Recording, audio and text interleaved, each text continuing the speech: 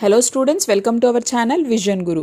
So ఇవాళ మనం AP 10th class new Hindi text బుక్కి సంబంధించి సెకండ్ లెసన్ మీరాబాయి రాసినటువంటి పద్ దీనికి సంబంధించినటువంటి క్వశ్చన్ అండ్ ఆన్సర్స్ ఎక్స్ప్లెనేషన్ అనేది ఇవాళ డిస్కస్ చేయబోతున్నాము.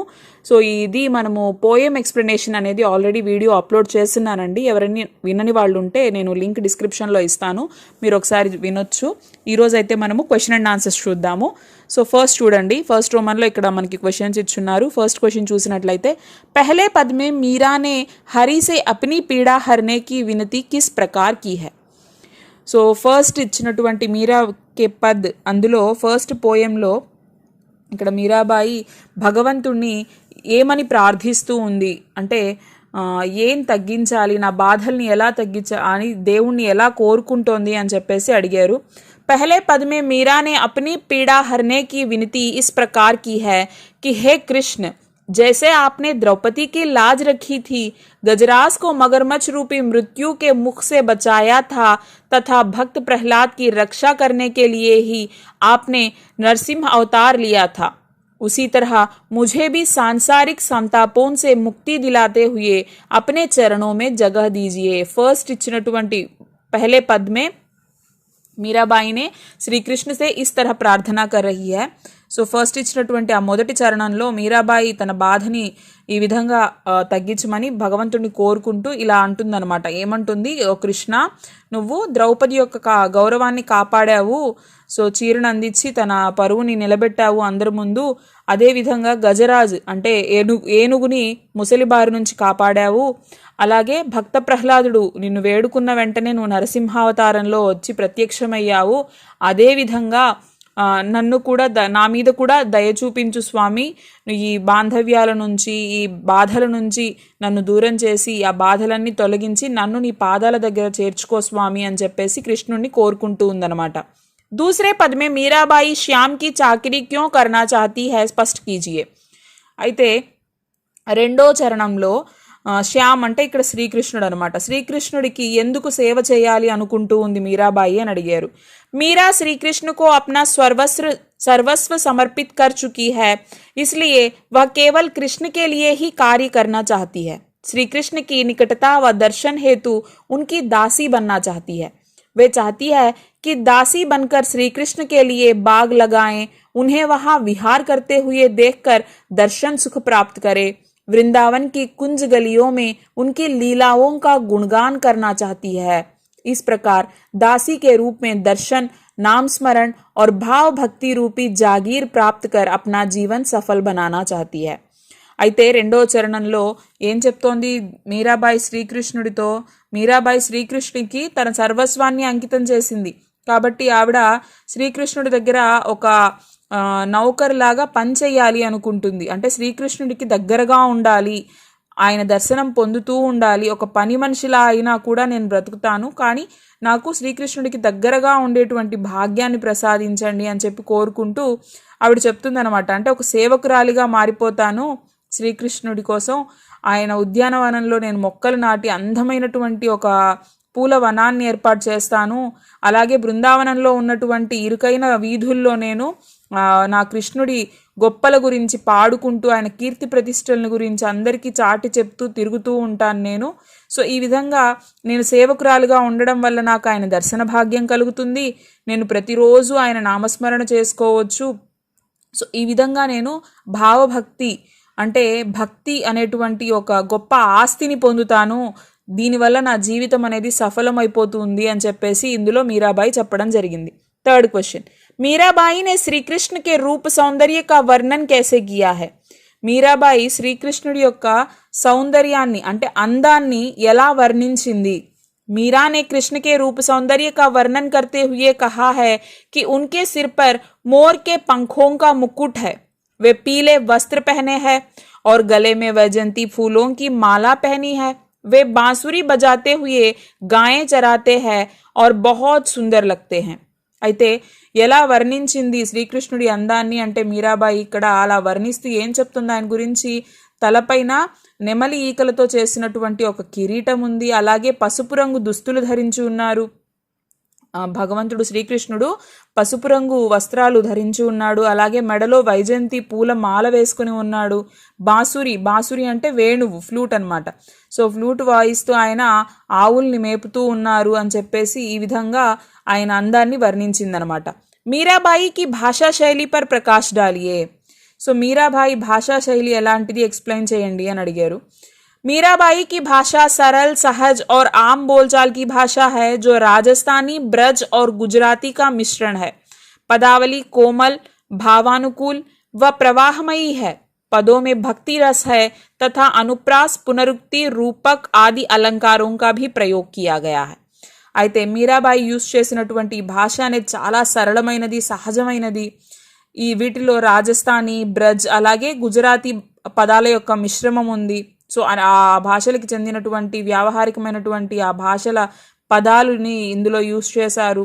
సో చాలా మృదువైనటువంటి భావోద్వేగమైనటువంటి మాటలతో ఆ పోయం అనేది సాగుతూ ఉంటుందన్నమాట. ఇందులో భక్తి ఉంది. నెక్స్ట్ అలాగే ఇక్కడ అలంకారాలు ఇచ్చారనమాట. అనుప్రాస్ అలంకార్, పునరుక్తి, రూపక్ ఇలాంటి అలంకారాలను కూడా యూస్ చేశారు అని చెప్తున్నారు. 5th क्वेश्चन, वे श्री कृष्ण को पाने के लिए क्या क्या कार्य करने को तैयार है. భగవంతుడిని శ్రీకృష్ణుని పొందడానికి మీరాబాయి ఏం పనులు చేయడానికి సిద్ధంగా ఉంది అని అడిగారు. మీరాబాయి श्रीकृष्ण को पाने के लिए अनेक कार्य करने को तैयार है. वे सेविका बनकर उनकी सेवा कर उनके साथ रहना चाहती है. उनके विहार करने के लिए बाग बगीचे लगाना चाहती है. वृंदावन की गलियों में उनकी लीलाओं का गुणगान करना चाहती है. ऊंचे ऊंचे महलों में खिड़कियां बनवाना चाहती है ताकि आसानी से कृष्ण के दर्शन कर सके. అయితే శ్రీకృష్ణుడి కోసం ఏమేం చేయాలనుకుంది మీరాబాయి? ఒక సేవకురాలిగా, ఒక పని మనిషిగా కూడా ఆవిడ పనిచేయడానికి సిద్ధంగా ఉంది. అలా సేవ చేసుకుంటూ ఒక సేవకురాలిగా నేను శ్రీకృష్ణుడితో కలిసి జీవించాలి అని చెప్పి ఆవిడ కోరుకుంటూ ఉంది. అలాగే ఆ శ్రీకృష్ణుడు యొక్క కీర్తి ప్రతిష్టల్ని నేను బృందావనానికి చెందినటువంటి ఆ వీధుల్లో నేను పాడుకుంటూ తిరుగుతాను అని చెప్పేసి ఆవిడ అంది. అలాగే ఎత్తైనటువంటి భవంతుల మధ్యన అందమైనటువంటి పూల మొక్కలను నాటి నేను ఒక పూల వనాలని తయారు చేయాలి శ్రీకృష్ణుడు తిరగడానికి అని చెప్పేసి, అలాగే ఆ భవనాలలో కిటికీలు వంటివి ఏర్పాటు చేసి నేను అనునిత్యం శ్రీకృష్ణుని దర్శించుకోవాలి అని చెప్పేసి ఆవిడ కోరుకుందనమాట. నెక్స్ట్, నిమ్నలిఖిత్ పంక్తియోं का కావ్య సౌందర్య స్పష్ట కీజియే. ఇక్కడ చూడండి కొన్ని పోయం యొక్క లైన్స్ ఇచ్చారనమాట.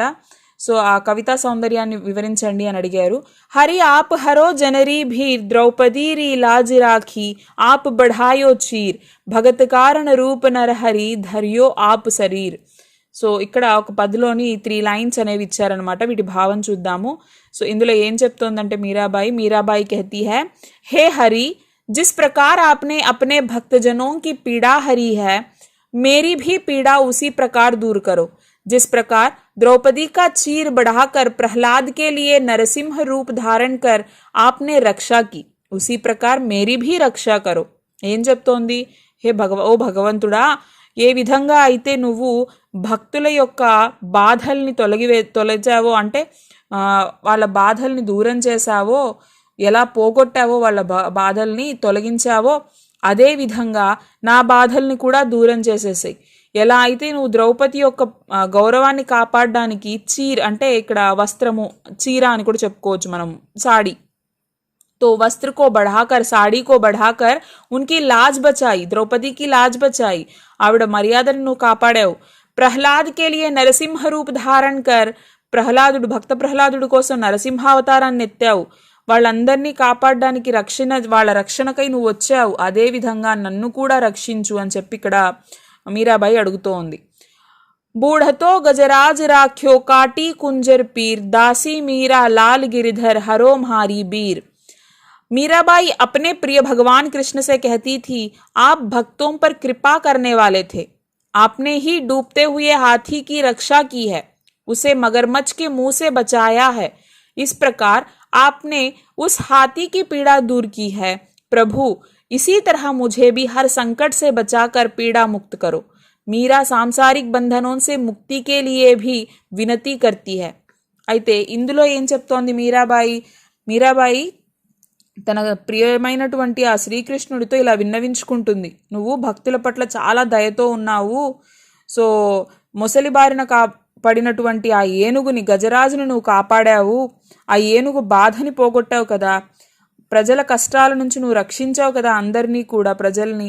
అదేవిధంగా నన్ను కూడా ఈ సాంసారిక బంధాల నుంచి విడిపించు, సో నన్ను కూడా రక్షించు అని చెప్పి ఇక్కడ వేడుకుంటుందన్నమాట.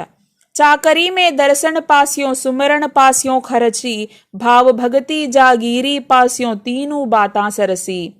मीराबाई ने कृष्ण को प्रियतम के रूप में देखा था। वे बार बार कृष्ण के दर्शन करना चाहती थी। वे कृष्ण को पाने के लिए अनेक कार्य करने को तैयार थी। मीरा अपने प्रिय भगवान श्री कृष्ण से कहती है, श्याम मुझे अपनी दासी बना लो, मैं तुम्हारी सेविका के रूप में रहूंगी और तुम्हारे लिए बाग बगीचे लगाऊंगी। इस सेवा के बदले में मुझे आपके दर्शन का अवसर मिलेगा, नामस्मरण रूपी जेब खर्च प्राप्त होगा, भावपूर्ण भक्ति की जागीर प्राप्त होगी।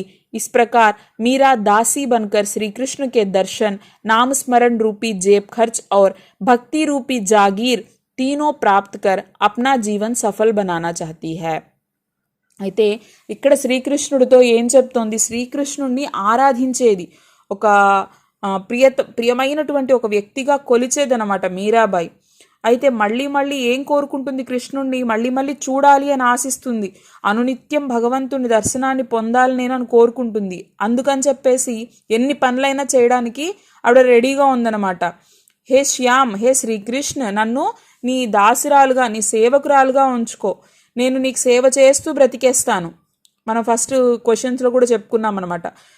పూలవనాలను ఏర్పాటు చేస్తాను, దీనికి ప్రతిఫలంగా అంటే నేను నీ గురించి కీర్తి ప్రతిష్టలు పాడుకుంటూ తిరుగుతాను, నీకు సేవ చేస్తాను, వనాలను ఏర్పాటు చేస్తాను, ఇవన్నీ చేస్తాను. దీనికి బదులుగా ఆవిడ ఆశించేది ఏంటి ఇక్కడ, నేను కేవలం ఏం ఆశిస్తున్నాను, నీ దర్శనాన్ని ఆశిస్తున్నాను, నీ నామస్మరణ చేసుకుంటూ, అదే నాకు పెద్ద సంపద, నాకు ఒక కోట్ల సంపదలాగా భావిస్తాను నేను. నాకు నీ నామస్మరణ చాలు, నీ దర్శనం చాలు, వీటితో నేను నా జీవితాన్ని బ్రతికేస్తాను అని చెప్పేసి అంటుందన్నమాట. నెక్స్ట్ భాషా అధ్యాయం చూడండి. उदाहरण के आधार पर आए निम्नलिखित शब्दों के प्रचलित रूप लिखिए. उदाहरण भीर मतलब पीड़ा, कष्ट या दुख. री की చూడండి. సో ఇక్కడ ఏంటి అంటే ఇచ్చినటువంటి ఆ పదాల రూపాలను చూడండి. ఇక్కడ అడిగినటువంటి వాటికి ఆన్సర్స్ ఇచ్చున్నాను నేను. चीर, चीर का अर्थ होता है वस्त्र या कपड़ा. बूढ़ता मतलब डूबता हुआ. धरियो धारण करना. लगास्यूं ललगाऊंगी.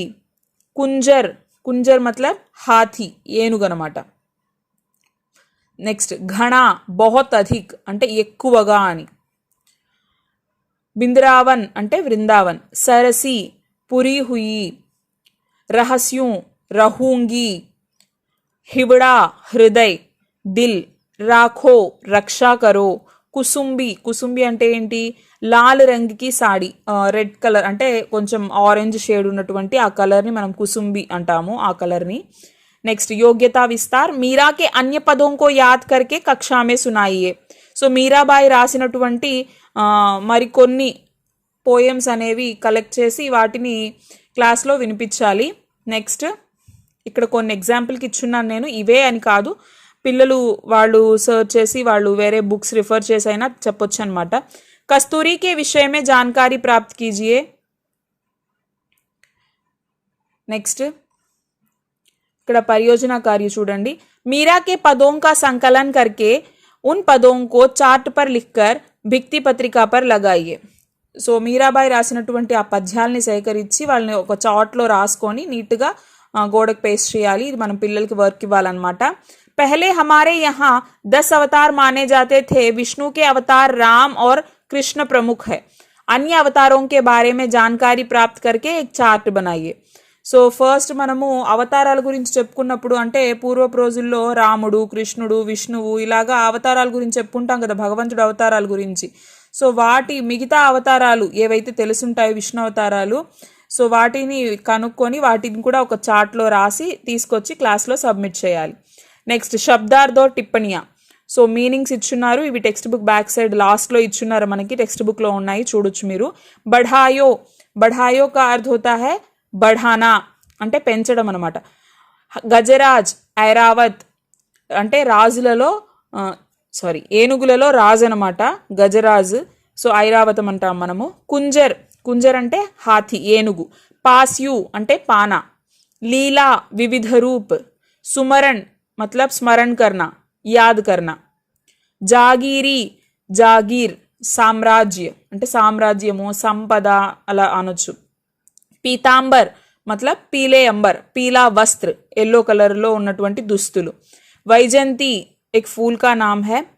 तीरा किनारा. अधीरा अधीरा अधीर व्याकुल होना.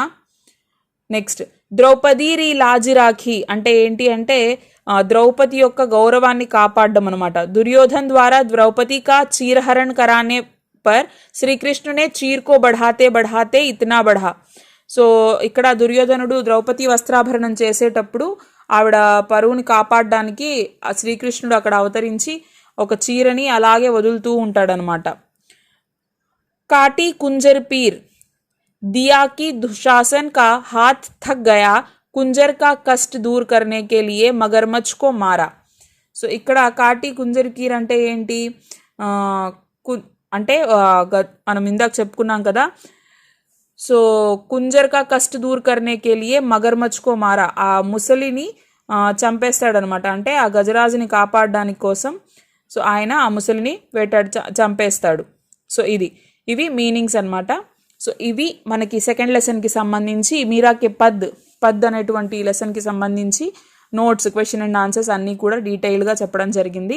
సో ఇది ఎక్స్ప్లెనేషన్ పార్ట్ విని తర్వాత క్వశ్చన్స్కి రండి. మీరు ఎక్స్ప్లెనేషన్ వీడియో చూడకుండా మాత్రం ఊరికే జస్ట్ క్వశ్చన్స్ చూస్తే మీకు అంతగా అర్థం అవ్వకపోవచ్చు. సో అది లింక్ అనేది నేను డిస్క్రిప్షన్లో ఇస్తాను. అది మొత్తం కూడా విని చక్కగా తర్వాత క్వశ్చన్ అండ్ ఆన్సర్స్ ప్రిపేర్ అవ్వచ్చండి మీరు. సో ఎవరైనా ఫస్ట్ టైం మన ఛానల్ని విజిట్ చేస్తున్నట్లయితే ఒకసారి మిగతా వీడియోస్ కూడా చెక్ చేయండి. మీకు ఏమైనా హెల్ప్ అవుతున్నాయి, మీకు యూజ్ అవుతాయి అనుకుంటే మాత్రం తప్పకుండా మన ఛానల్ని లైక్ చేయండి, షేర్ చేయండి, అలాగే సబ్స్క్రైబ్ చేసుకోవడం మాత్రం మర్చిపోవద్దు. మీరు బెల్ ఐకాన్ని క్లిక్ చేసినట్లయితే మేము వీడియో పోస్ట్ చేసిన వెంటనే మీకు నోటిఫికేషన్ అనేది వస్తుందండి. Thank you.